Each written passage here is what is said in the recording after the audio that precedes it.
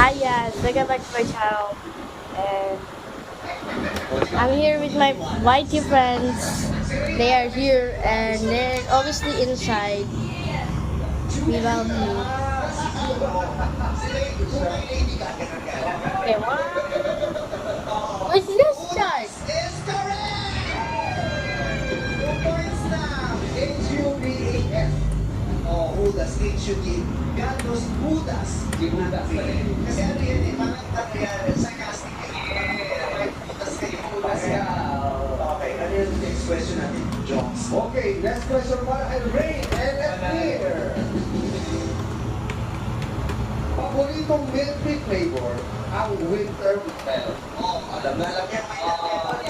Kita na napaka-aaryo mo order. Yes, winter melon. Ang tanong. Yun, ngayon ko pinalaman pa. Kaya ako yung alam na ito wala tayo. Kaya siya nila milk tea. Oo, pag hindi nyo alam itong milk tea flavor na to, ibig sabihin, ang gusto nyo lang yung boba. Okay, yung boba. Kaya hindi ko alam kasi mahilig sa boba.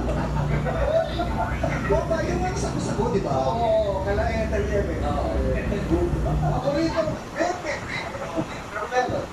Ano? Hey, that was kind of bored. Ang winter melon. Another game, what did you... Ah, yes. Sit down na si Chas. Kasi Just a masabi. Malamig na melon! I said there. Jen just said chili bro.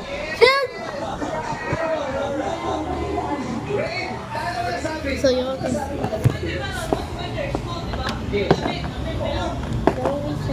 Hey, you!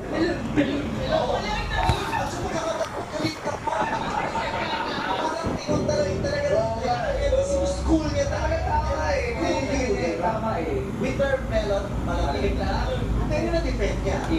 Gusto ko sa mga Gen Z eh. Yung alam nila yung defend ka. Yes. Pero talaga galit ka ng winter. Oo, nagyayelo. Oo, winter. Di ba?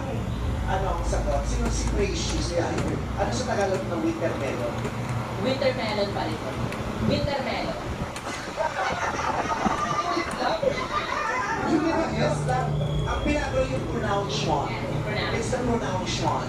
Oh, ang Tagalog ng winter melon ay Winter melon.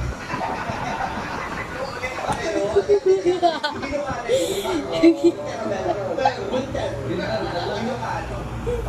pareho yung mali.